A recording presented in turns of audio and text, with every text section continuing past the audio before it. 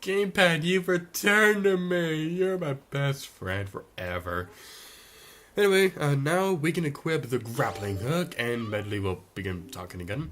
Grab this branch with the grappling hook, and you can swing over there and get out of this area. When you aim at the branch, they can launch onto the swirly circle of the pointy circle of death will appear. Remember that.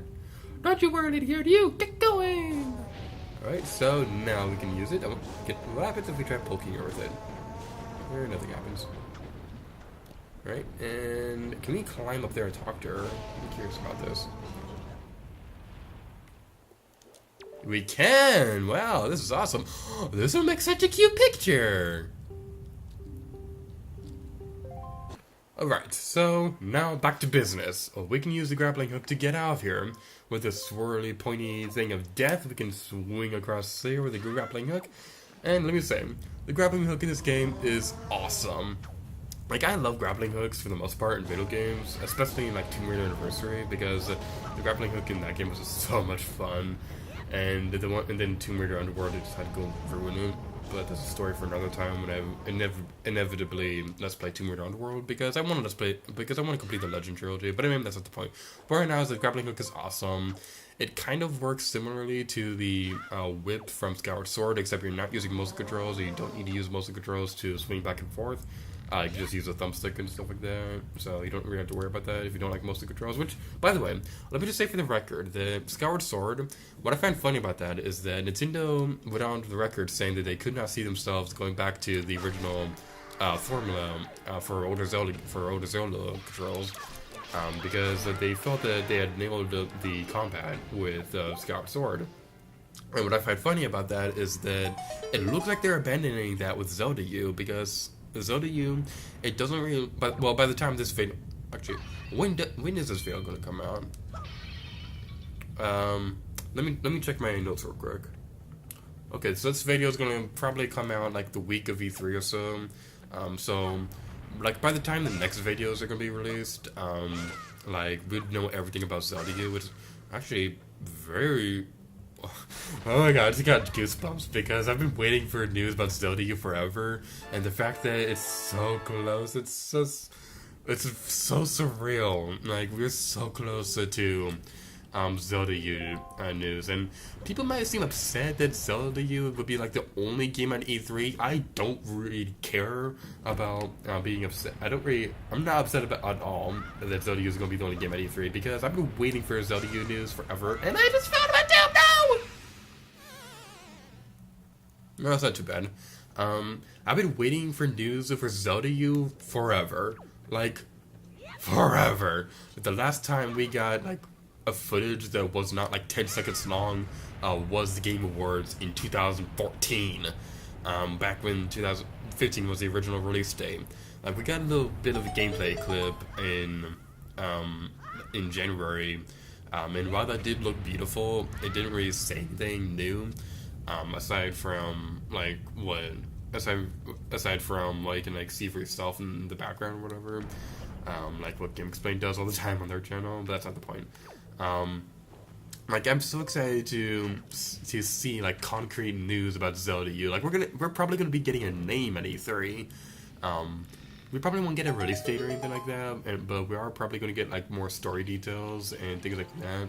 This is a very exciting time to be a Zelda fan right now because Zelda U, I've said this many times before, Zelda U is the #1 game that I've been looking forward to for years, and I stress years because I've been looking forward to this game for a long time. Like, my top 3 games that I'd say that I'm excited for, I'd say, like, Zelda U is obviously #1, Kingdom Hearts 3 would probably be #2, and like No Man's Sky would be #3, although Final Fantasy 15 would probably be like an honorable mention or whatever. But Zelda U for a couple years now has been like the #1 game that I've been looking forward to the most. And while I am admittedly a little sad that the game was delayed until next year, it does make sense because they do have to. Because with a game of that scope, they are going to have to like make sure that there's nothing wrong with it. Like there are no game-breaking bugs or anything like that. Everything runs fine. Especially now that the game's going to be coming to the NX, and we don't know how similar the architecture between the Wii U and the NX are. Like they could be completely different. They could run completely different hardware. Like how people said that it's like it might be like trying to.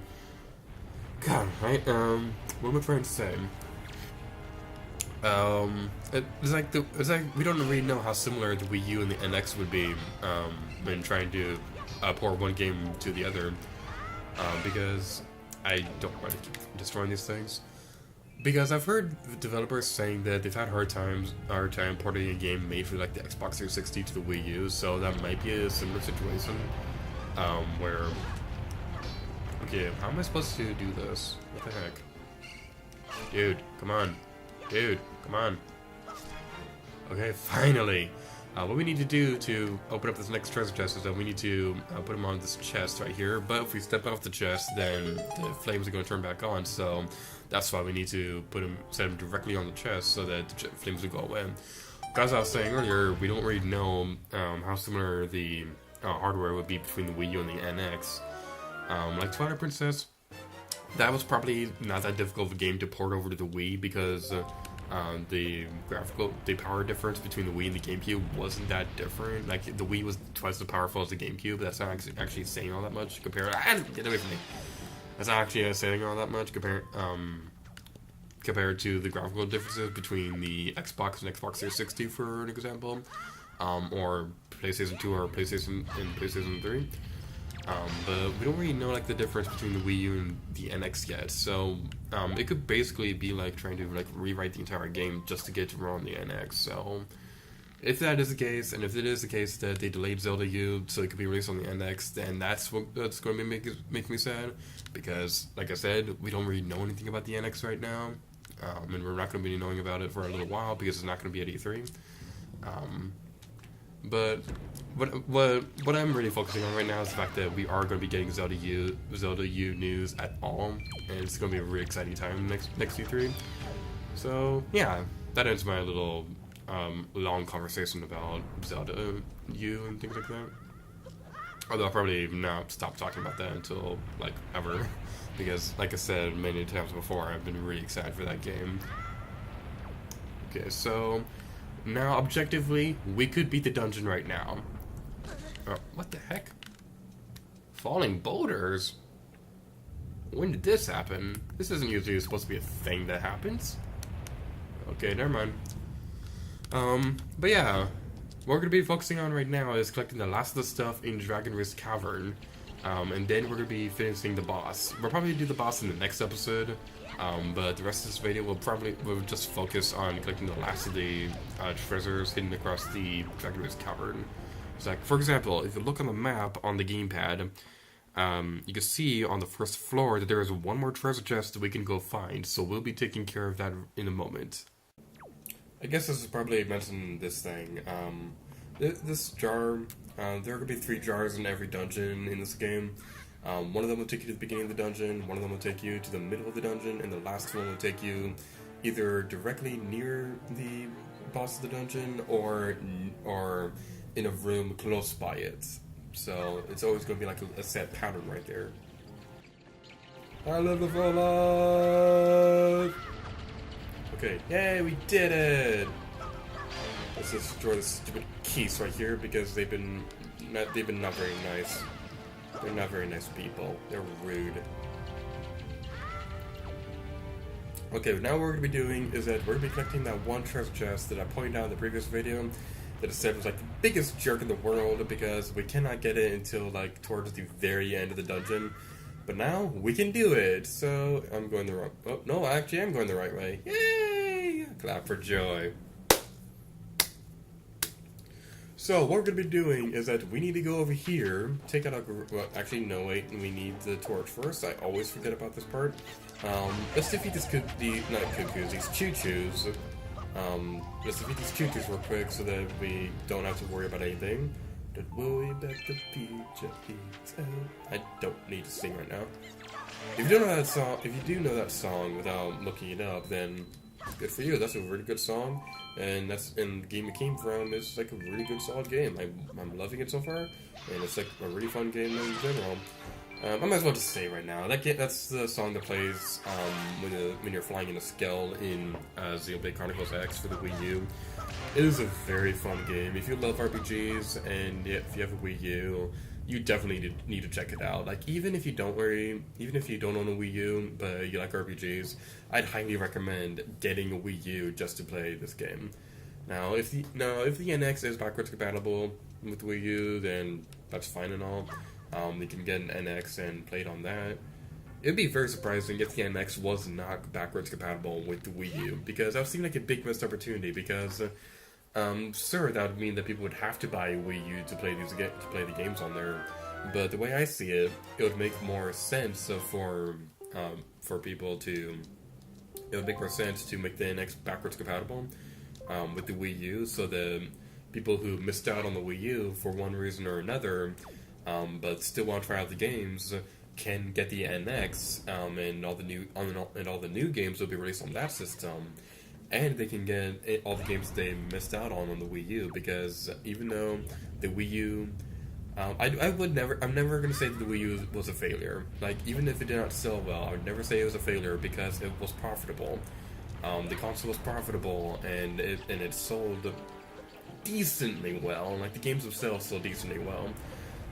Even if it could not compete with the PS4 and Xbox One, I'm never going to say that it was a failure because it was profitable. But going back to what I was saying, people who missed out on the Wii U, because let's be honest, now very many people actually own a Wii U. People who missed out on the Wii U would be able to try out those games that they wanted to try out on the NX. This is what I was saying in the previous video. But what am I doing over here? I could just go walk. That room was right next to the beginning of the dungeon. What am I doing all the way over here? Okay, this is where we were at a moment ago, where we got that treasure chart. This door over here, quite literally the door next to it, was the beginning of the dungeon. Why I was going the long way, I would never know.